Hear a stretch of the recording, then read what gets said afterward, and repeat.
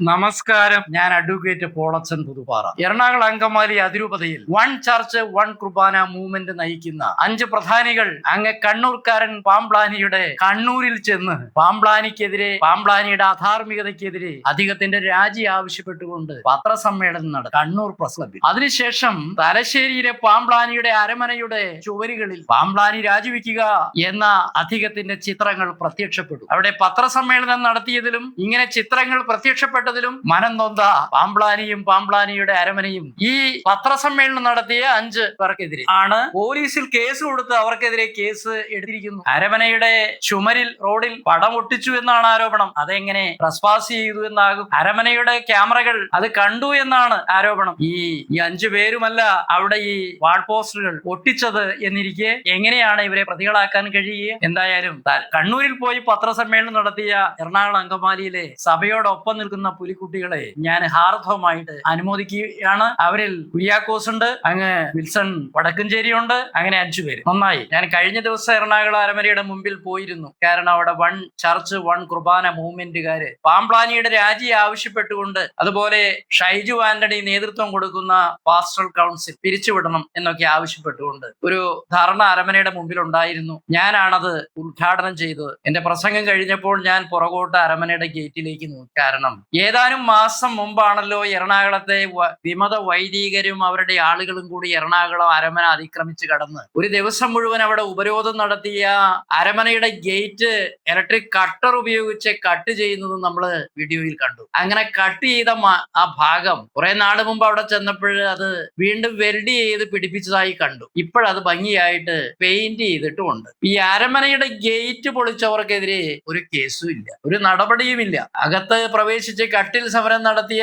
വൈദികനെതിരെ ഒരു നടപടിയില്ല. അതിക്രമങ്ങൾ അരമനയ്ക്കകത്ത് നടത്തി, അരമനയുടെ മുറ്റത്ത് കുർബാന നടത്തി, എന്തെല്ലാം അതിക്രമങ്ങൾ ചെയ്തു. ആ വിമതർക്കെതിരെ ഒരു നടപടിയുമില്ല. സഭയോടൊപ്പം നിൽക്കുന്ന വിശ്വാസികളാ സെന്റ് മേരീസ് ബസിലിക്കയ്ക്ക് അകത്ത് പ്രാർത്ഥനായജ്ഞം നടത്തിക്കൊണ്ടു. അപ്പോഴാണ് ഈ 4-5 പേര് ഈ വാൾ പോസ്റ്റർ ഒട്ടിച്ചതിന്റെ പേരിൽ അവരുടെ പേരിൽ കേസെടുത്തി. ഇതൊക്കെ കാണുമ്പോൾ ചിന്തിക്കുന്ന വിശ്വാസികൾ എന്താ ഇത് എന്തുകൊണ്ടാണ് ഈ സഭയിൽ ഇങ്ങനെ നടക്കുന്നത്? എറണാകുളം അങ്കമാലിയിൽ 2 വർഷം മുമ്പ് ഞാൻ ഒരു ദിവസം ചെല്ലുമ്പോൾ എറണാകുളം അരമനയുടെ മുമ്പിൽ എല്ലാം വിമതന്മാരുടെ അരമനയ്ക്കകത്ത് വിമതന്മാരുടെ കൊടിതോരണങ്ങളും അവരുടെ ഫോട്ടോകളും എല്ലാം കണ്ട് ദേഷ്യപ്പെട്ട് ഞാൻ നേരെ പോയി, അന്ന് നമ്മുടെ തൃശ്ശൂരിലെ താഴത്ത് മെത്രാനാണ് അവിടെ ഭരണം നടത്തുന്നത്, എറണാകുളം മുനിസിപ്പൽ കോടതിയിൽ പോയി ഒരു കേസ് കൊടുത്തു. ഈ കൊടിതോരണങ്ങൾ മാറ്റണം, അതിന് താഴത്തിനെയും കക്ഷിയാക്കി ഒരു സിവിൽ കേസ് കൊടുത്തു. ആ കേസ് നടത്താൻ എറണാകുളം അരമനയ്ക്ക് താല്പര്യമില്ല, അന്ന് താഴത്തിനും താല്പര്യമില്ല. കൗണ്ടർ വരാതായപ്പോൾ ഞാൻ കേസ് പിൻവലിച്ചു പോകുന്നു. ഒരു വീട്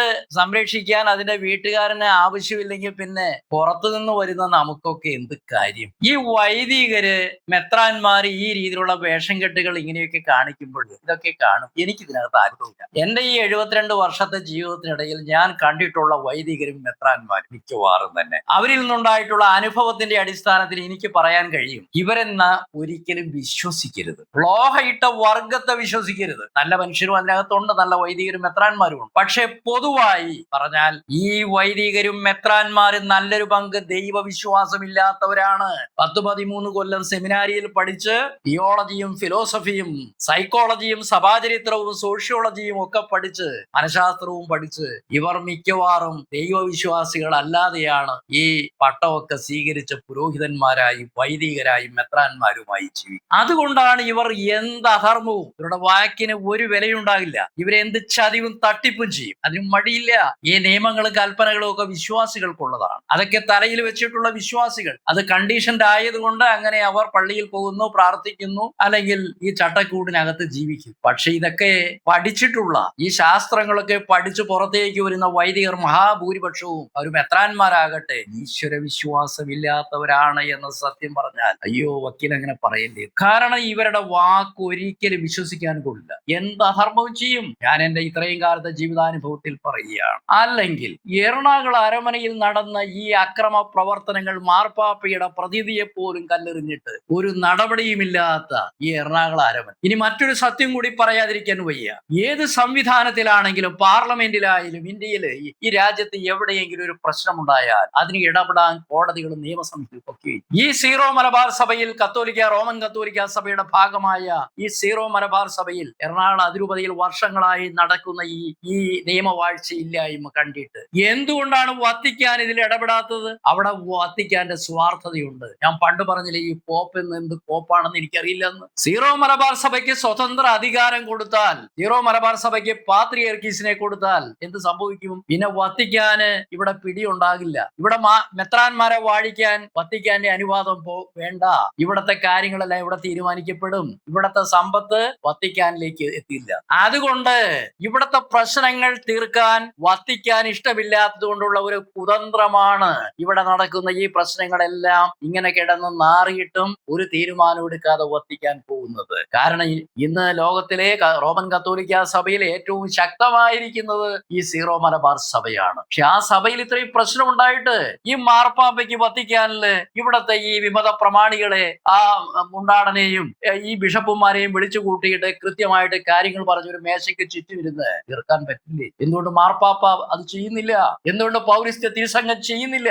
നമ്മുടെ വിശ്വാസികൾ ഇതൊക്കെ കണ്ടിട്ട് ധാരാളം പേര് മുൻപിൽ നിന്നവരൊക്കെ പുറകിൽ പോയി. പക്ഷേ കുറെ പേര് ദൃഢനിശ്ചയത്തോടുകൂടി ഈ സമര രംഗത്ത് നിൽക്കുന്നു. വൺ ചർച്ച് വൺ കുർബാന മൂവ്മെന്റിൽ അവർ ത്യാഗങ്ങൾ അനുഷ്ഠിക്കുന്നു. നിരന്തരമായി പ്രാർത്ഥിച്ച് കരഞ്ഞു പ്രാർത്ഥിക്കുന്നു ബസിലിക്കയിൽ ഇരുന്ന്. ഇതൊക്കെ നമുക്ക് തരുന്ന പാഠം. ഞാൻ പറയും, നിങ്ങൾ ഒരു വൈദികനെയും വിശ്വസിക്കരുത്. ലോഹയിട്ട വൈദികനായാലും മെത്രാനായാലും വിശ്വസിക്കരുത്. അവരിൽ നല്ലവരുണ്ട്, ഇല്ലെന്ന് പറയുന്നില്ല. ഇതുപോലെ വൃത്തികെട്ട ഒരു നാടകം എവിടെയെങ്കിലും നടക്കുന്നുണ്ടോ? പോപ്പ് പോലും ലജ്ജിക്കണം. ഇത് അധികാരത്തിന്റെ കുതന്ത്രങ്ങളാണ്. അതൊക്കെ മനുഷ്യ സഹജമാണ്. എല്ലാ മനുഷ്യന്റെ ഉള്ളിൽ തിന്മയുണ്ട്, പുറത്ത് നന്മയുണ്ട്. എല്ലാ മനുഷ്യന്റെ ഉള്ളിലും സ്വാർത്ഥതയും അക്രമാസക്തിയും എല്ലാം ഉണ്ട്. പക്ഷേ പുറത്ത് ഏറിയും കുറഞ്ഞ അളവില് നന്മയുണ്ട്. പക്ഷേ ഈ സീറോ മലബാർ സഭയിൽ നടക്കുന്ന നാടകങ്ങൾ, ഇത് നന്നായി നമ്മുടെ കണ്ണ് തുറക്കാൻ, സത്യമറിയാൻ, ഇവരുടെ ഈ വെള്ളയടിച്ച കുഴിമാടങ്ങളുടെ ഇവരുടെ തനി നിറം അറിയാൻ ഈ സഭയിലെ സംഘർഷം നന്നായി. നന്ദി, നമസ്കാരം.